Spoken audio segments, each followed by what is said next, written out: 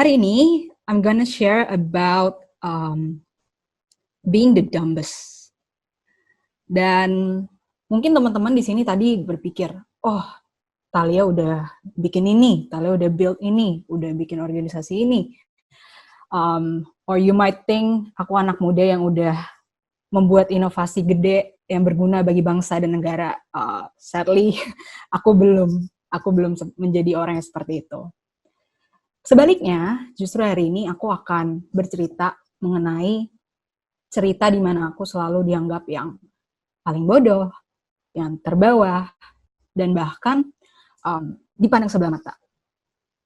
Bagi teman-teman yang mungkin merasa kalian you're not good enough, kalian sering tidak dilihat, merasa tidak dilihat, unseen, well, I feel you, and mari belajar bareng. So, izinkan saya berbagi sedikit mengenai keluarga saya, di mana saya tumbuh. Dan saya tumbuh di Semarang, so this is my family. Saya tumbuh besar di Semarang, saya lahir dari keluarga yang bisa dibilang mampu, kami sangat berkecukupan, bahkan lebih dari cukup, kita hidup nyaman, saya sekolah di tempat yang bagus, punya teman-teman baik, dan tentunya it's a privilege for me untuk bisa lahir di keluarga seperti itu. Yang tampaknya kehidupan tuh ke depannya udah aman deh pokoknya. Udah gak perlu worry about a thing, karena udah pasti path ke depannya seperti apa. Namun seperti klise drama-drama sinetron pada umumnya, saat saya SMP, saat itu saya udah di Jakarta, saya pindah dari Semarang ke Jakarta, and my family didn't do well, our business gak berjalan dengan baik, dan akhirnya Papa harus mengalami yang namanya, and my family of course, harus mengalami namanya kebangkrutan. Kalau bisa didefinisikan kebangkrutannya tuh seperti apa sih? Jadi kebangkrutannya tuh yang tadinya kita pas weekend bisa jalan-jalan, kita bisa mancing, kita sering banget mancing, pergi mancing bareng-bareng, kita makan di luar segala macam. But saat kita udah pindah di Jakarta and mulai bangkrut, kita harus mulai mengatur keuangan, kita mulai makan dari apa yang ada di kulkas, jadi gak usah berharap makan di luar, lu bisa survive besok aja itu udah it's a win for us. Dan saya tiap hari kayak cuma dapat duit jajan 15.000 bahkan, dan itu saya harus survive satu hari itu. Pagi, siang, malam, saya harus survive dengan uang 15.000. So, that's basically keadaan saat keluarga saya berada di lowest point saat itu. Dan peristiwa tersebut berdampak kepada mimpi saya yang udah saya plan out dari lama banget ingin berkuliah di Australia. Jadi ini foto saya pas SMA, and ya itu Sydney, kota di mana saya ingin pergi untuk berkuliah. Dan akhirnya saya nggak jadi pergi sampai hari ini. Menjadi anak remaja yang baru saja lulus SMA, yang clueless about life, saya merasa hidup ini kok nggak adil ya. Saya merasa kenapa orang lain bisa sesuai standar manusia umumnya gitu. Kalau saya SMA, dia kuliah, dia kerja, and then build family segala macam. Tapi kenapa saya gak bisa merasakan duduk di bangku perkuliahan? Dan akhirnya I believe life is about choices, and then saya dihadapkan dengan dua pilihan. Either saya mau tetap marah, stay marah terus sama keadaan, and pity myself, merasa diri saya sebagai korban di sini, atau yang kedua, saya pingin menyadari realita di mana saya berada sekarang, and then saya menerima hal tersebut, Dan selanjutnya saya mau bertanggung jawab dengan cerita hidup yang udah dititipin ke dalam hidup saya. Ya, so at that time juga saya bilang kehidupan ini, well life, you know what? If you say the greatest the storm, the greatest the challenge, it means I'm a very special person. Well, life, you know what? I don't want to be that kind of person. I just want to be normal. Aku nggak mau jadi orang yang spesial, yang mengubah dunia. I don't want it. Saya hanya pingin menjadi orang yang normal. That's it. Is it too much to ask untuk pergi kuliah? Gitu. And ya, akhirnya dari dua pilihan tadi, I'm glad I chose the second option of course because of that option saya bisa ketemu teman-teman di sini bareng panitia TEDx juga, bisa share my story, and ya, saya memilih untuk bertanggung jawab dengan story yang udah dititipin ke dalam hidup saya. Dan cara bertanggung jawabnya gimana? Ya kalau lu nggak kuliah berarti lu harus kerja. Dan akhirnya saya memilih untuk bekerja. Dan ya, saya mulai bekerja saat itu starting from very zero. If I say beneran zero, itu beneran zero. Jadi, iya, bentar. Jadi, pekerjaan pertama saya yaitu seorang waitress. Yes, foto ini. Jadi, saya pekerjaan pertama saya sebagai seorang waitress.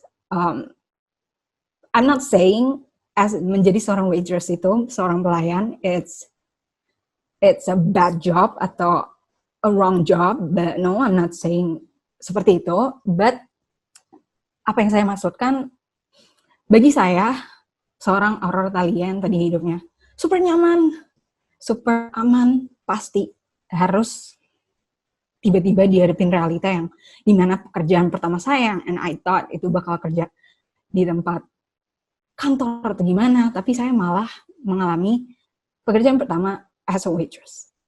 Dan ya, di sana sembari saya juga bekerja, saya nggak mau give up dengan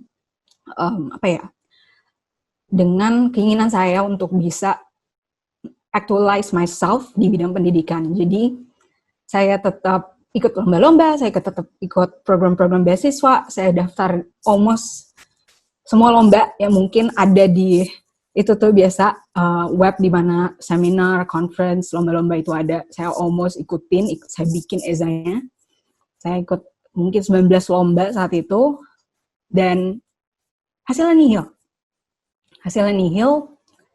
Jadi kalian bisa bayangin ya, yang setiap pagi saya kerja di restoran Jepang saat itu. So I gotta say, masih sambil harus ngelewatin heartbroken 19 kali, patah hati 19 kali. I believe teman-teman sini pasti kalau pernah putus cinta ya kayak gitu. Rasanya kayak gitulah. Dan saya harus 19 kali putus cinta. Nah, dan hingga Maret 2019, saya ingat jelas saat itu hari Minggu, saya dikabari sama suatu orang, ya, kalau saya diterima di salah satu program mentoring di Indonesia. Dan beasiswa tersebut diinisiasikan oleh Kak Iman Usman, kalau kalian tahu. Dia adalah founder dari salah satu startup pendidikan yang sekarang layanannya udah dipakai belasan juta anak-anak di Indonesia. Dan ya, akhirnya saya masuk ke program itu, dan mungkin ya ini teman-teman saya, mungkin supaya kalian dapat gambarannya. Jadi saya dikelilingi nih sama teman-teman dari seluruh Indonesia, teman-teman yang berprestasi dari seluruh Indonesia. Dan hari pertama saya justru izin ke toilet. Kak, sorry, saya pengen ke toilet. Oke, saya ke toilet. And then, you know what? Saya malah nangis di sana. Bukannya senang diterima di program yang keren banget. Saya nggak senang. Saya justru sedih. Dan karena saya sadar kalau I'm the dumbest person in the room. Kayak, what am I doing here? Apa yang saya lakukan di sini? Mungkin supaya kalian bisa dapat gambarannya seberapa pinter teman-teman saya dan seberapa berprestasinya mereka, saya balik lagi ke foto tadi. Jadi teman-teman saya ini, di sebelah saya ada banyak anak-anak berprestasi. Dan tadi saya udah ulang-ulang tuh berprestasi ya. It means itu penting untuk kalian tahu. Dan beberapa dari mereka ada yang peneliti maritim. Sebut lagi apa? Ada yang founder dari salah satu NGO Mental Health Organization yang bahkan udah direkomendasikan Mbak Najwa Shihab. Ada beberapa dari mereka yang juga sudah diterima di Universitas Ivy League, bahkan dapat beasiswa 80%. Mereka juga panelis, bayangin, yang bicara di Harvard, seminar di Harvard. Well, bahkan ada yang bikin roket, legit roket yang terbang itu, yang saya lihat roketnya terbang di lacu yang gak ada manusianya, mungkin di desa terpencil, saya lihat itu roket terbang sendiri. Dan sementara saya, seorang anak 18 tahun, ini saya, kalau kalian bisa lihat kursor saya, yang kalau ditanya datang modalnya apa, saya cuma jawab, well, Kak, aku cuma hobi foto sama hobi editing, udah itu aja. Bayangkan rasanya jadi anak yang nggak punya track record apa-apa, bahkan pas SMA pun saya sering remet matematika. Harus dikelilingi oleh anak-anak sejenius ini. Dan kalian pernah nggak sih merasakan rasanya kalian pingin sesuatu, and then kalian nggak mampu untuk menghandle berkat tersebut. Kalian udah berusaha keras, and when the blessings come, kamu nggak bisa handle berkat tersebut, because it's too much for you. Saya nggak layak, I don't belong here. Dan that is basically what I felt that day. Tapi saat itu mentor saya, aka my brother, datang ke saya, bilang, Tal, if you feel like you're the dumbest person in the room, if you feel like you got nothing to bring to the table, atau you felt like kamu nggak dilihat, nggak dipandang, nggak bisa kontribusi apa-apa, di rapat pun pasif, well, you know what? It's a good thing for you. Why it's a good thing? Well, there's 3 reasons why kenapa being the dumbest itu adalah hal yang baik bagi kita. Yang pertama, dengan menjadi orang yang paling bodoh, kita memiliki kapasitas yang lebih besar untuk bisa menerima. Maksudnya apa sih, Tal? Jadi, kalau saya boleh show slide saya, ya, ada sponge. Nah, kita dengan menjadi yang terbodoh, ibaratkan sponge kering, yang kita datang dengan attitude untuk mengosongkan diri kita, dan untuk bisa menerima ilmu, pengetahuan, cerita-cerita yang orang lain punya, gitu. Lebih banyak dibandingkan sponge yang udah basah, yang merasa udah tahu banyak, and I know it all, I don't need your opinion, so shut up, I don't want to hear from you. Ya, jadi kita memiliki kapasitas yang lebih banyak untuk menyerap ilmu mereka. Dan kita datang ke sebuah ruangan, melihat orang-orang di ruangan tersebut, semua orang tanpa terkecuali, sebagai pintu yang harus kita ketuk dan kita hampiri. Karena kita datang dengan hati yang, sikap hati untuk siap diajar gitu. Attitude yang terus lapar untuk mengetahui banyak hal.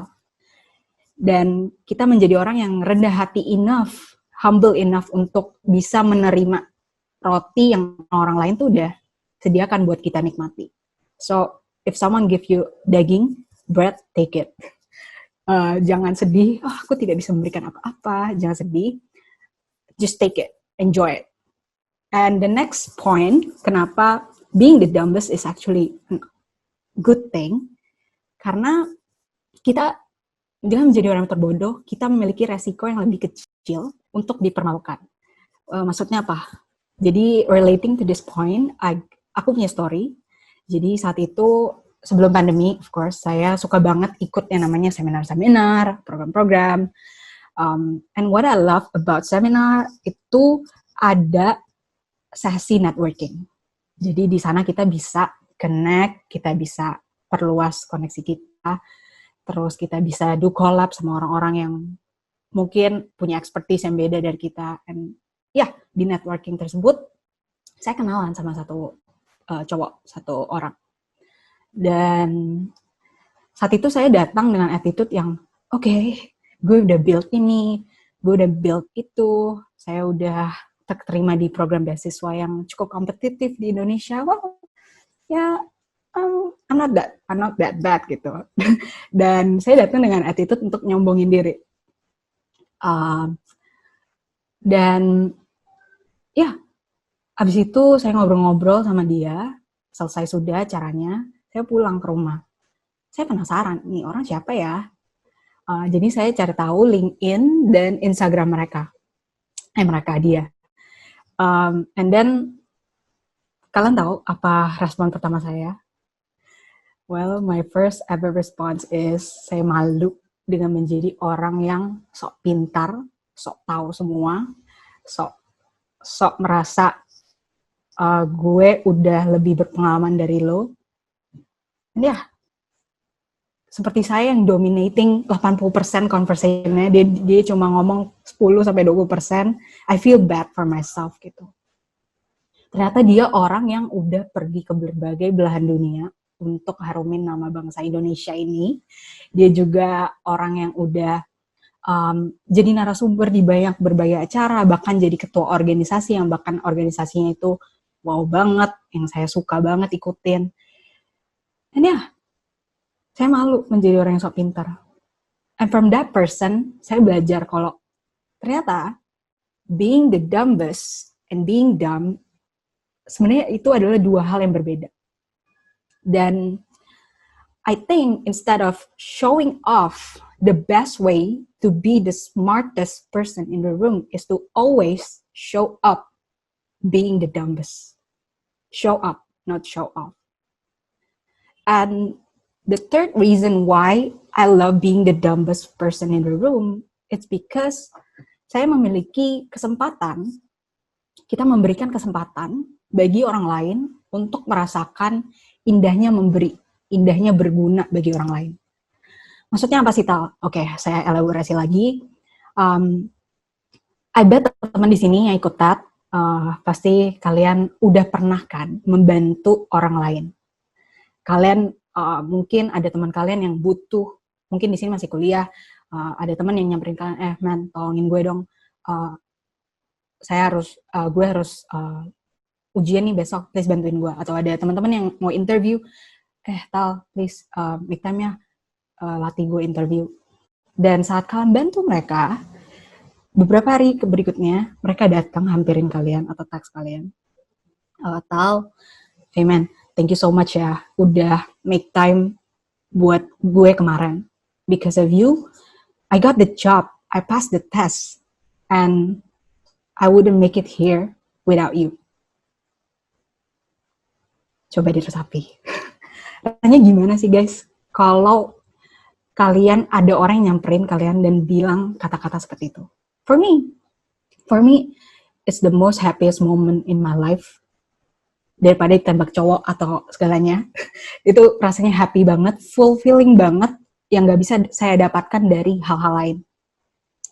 Dan begitu juga dengan menjadi yang terbodoh. Dengan menjadi yang terbodoh, kita memberikan kesempatan bagi lawan bicara kita to be the smartest person in this conversation. Kamu adalah raja, and we take a form of a servant. Saya ingin mendengar kamu. You are the most important person in this room. Dan kita memberikan full energy untuk mendengarkan dia. Dan membuat dia merasa kalau dia tuh berguna, dia tuh helpful buat kita. Well, that sums up all of my talk actually. Saya cuma punya 3 poin. So, my point is, jika kalian merasa, I'm not good enough, I don't have something to bring to the table, orang-orang tampaknya keren banget, kok keren banget ya, we compare ourselves segala macam. Well, it's normal, I feel you. But jangan sedih dengan menjadi orang yang bodoh. Why? Because by being the dumbest telah membawa saya ke berbagai kesempatan yang gak pernah saya pikirin sebelumnya. By being the dumbest, saya bisa bertemu dengan orang-orang yang bahkan yang tadi saya fans sama dia, sekarang bisa mentori saya. So, beberapa peserta di sini ada mentor saya, so thank you for making time, Kak. And ya, ada banyak kesempatan yang bisa saya achieve dengan menjadi orang yang paling bodoh. Bahkan saya bisa melakukan kolaborasi bareng teman saya yang tadi di program beasiswa itu, yang udah jadi pembicara di Harvard. We do our collaboration, we make an organization yang dimana kita fokusnya untuk anak muda, we equip anak-anak muda yang mungkin kurang beruntung seperti saya, gak bisa melanjutkan pendidikan yang lebih tinggi, and we wanna equip them dengan hal-hal yang mungkin perlu mereka prepare sebelum mereka masuk ke dunia profesional. And I built several businesses di bidang kreatif, juga fashion, dan ya, I'm not showing off here, but ya mungkin butuhin stories untuk validasi idenya ya. Saya bisa collaborate dengan banyak partner yang bahkan lebih tua, lebih senior, lebih berpendidikan, dan masih banyak hal lainnya yang bisa saya discover dengan menjadi orang yang paling bodoh dalam ruangan. So, okay, I got it. Terus saya harus ngapain? What's next? Gitu. Mungkin kalian akan lupa talk ini 1 jam ya, seperti itu, saya mudah dilupakan. But here's my 2 cents yang mungkin kalian bisa bawa pulang dan kalian aplikasikan di kehidupan kalian. I love this quote yang bilang, if you want to be the first, then be the last. If you want to be the greatest, then be the last. And yeah, I talk too much. That's all for me. Thank you so much for listening. And sekian dari saya, Aura Thalia, yang suka dan masih terus belajar untuk menjadi orang yang paling bodoh dalam ruangan. Thank you.